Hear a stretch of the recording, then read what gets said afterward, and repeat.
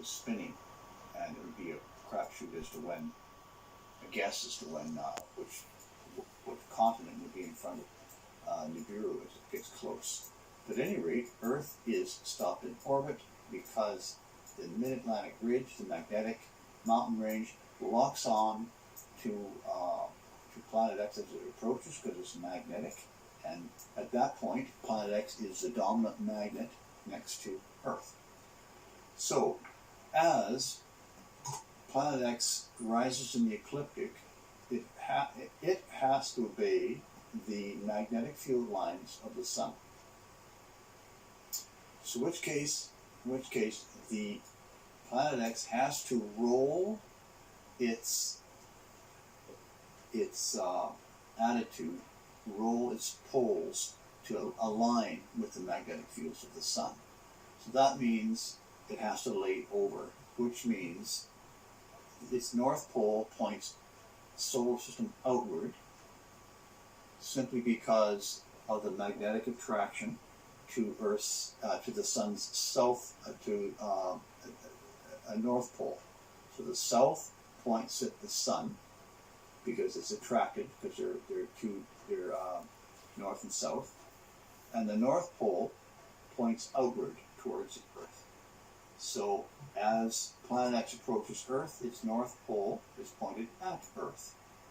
So what happens, for various magnetic reasons, Earth is actually standing upright at the time, like so, and as Planet X gets close enough, it snatches hold of the south pole of Earth, because its north pole is not going to move because it's a dominant planet. So, but Earth has to move because it's smaller and lighter. So, not only that, but the north pole of Earth is being pushed away because the north pole of Planet X is approaching. So I hope that's clear.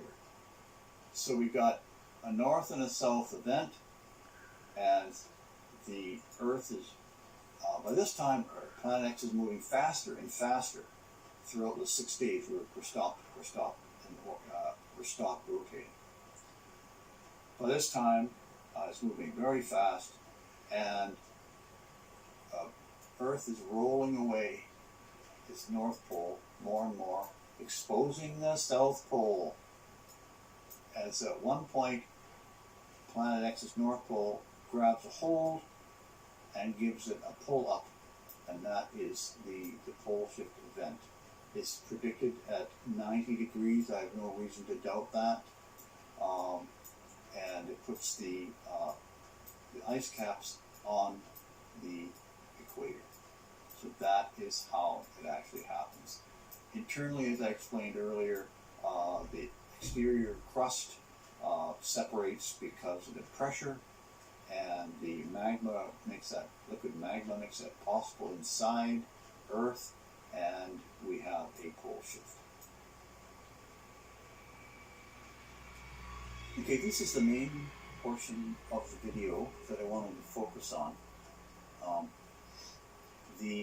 I've taken a basic flat map, and I've inserted all of the events that are essentially going to happen that make the globe, areas of the globe, uninhabitable, both uninhabitable and death zones, so that when you're considering maybe an international move, state to state or province to province move,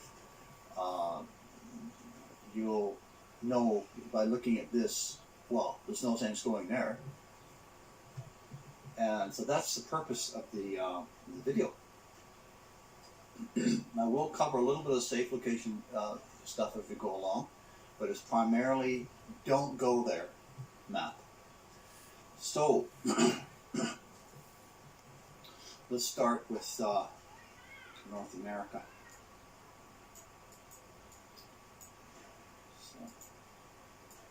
So in the north, okay, well, let me back up a bit actually. Let me just back up a bit.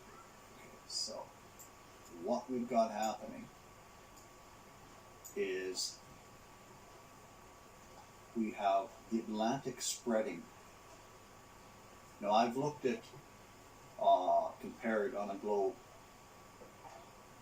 the new locations of the poles, and they're just too close. So, too close for the globe to stay as it is. So that means, we also know that the Pacific Ocean compresses. Now that's why they call it the Ring of Fire, right? So it's compressing.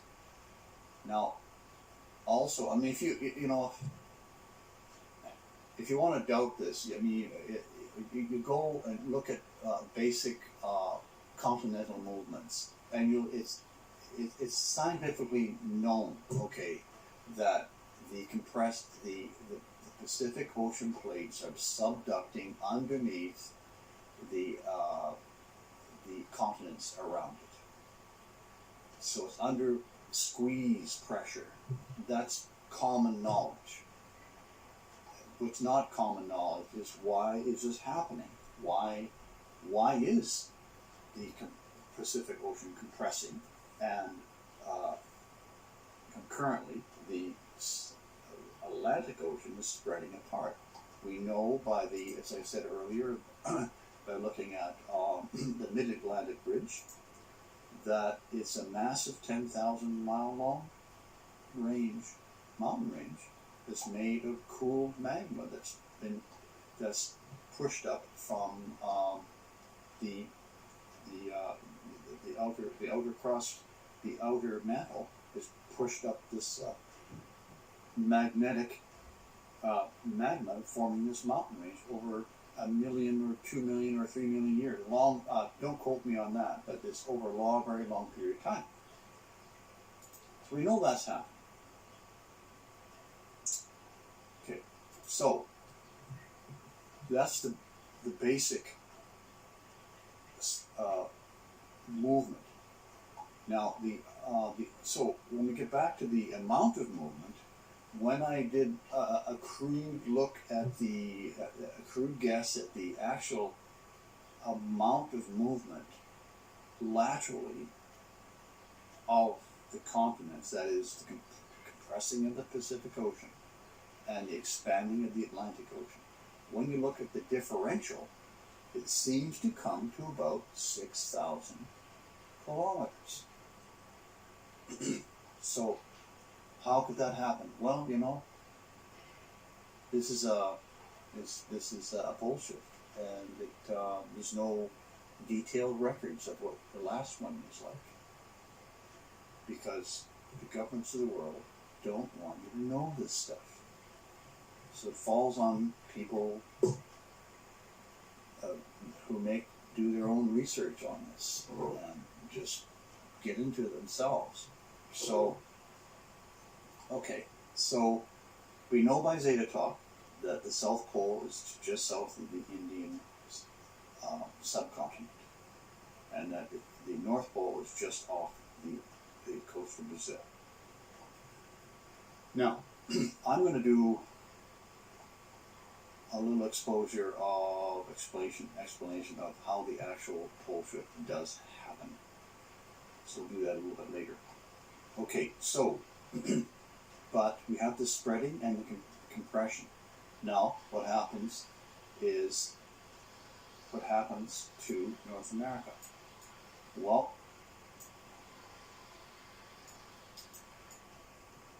the North American plate extends right into the Arctic, comes down, includes part of Russia, and actually north part of Japan, and comes back up, and basically and runs down the coast here, and comes out roughly through the Caribbean Sea, roughly through here, and joins up out here, comes up the Mid-Atlantic Ridge, and splits off, and so you've got this big, you have I believe a subplate here, a subplate.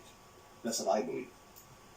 But anyways, it runs up into the Arctic. Okay, so, but we have, if you look at the ocean floor, you'll see that there's a line here. So at any rate, we know that the mid-fault line, which extends up the St. Lawrence and past north of Newfoundland out to the Mid-Atlantic Ridge. Because it has to, because this whole piece drops. For that to happen, this has to separate up here. So we know that happens. So that means if you live along this zone here, well, that's a dangerous. It's not a death zone, but it's a danger zone, because we call it danger because it's such. It's ground movement, and if you're right on the event, well, then it's probably a death zone. But I'm calling it a danger zone.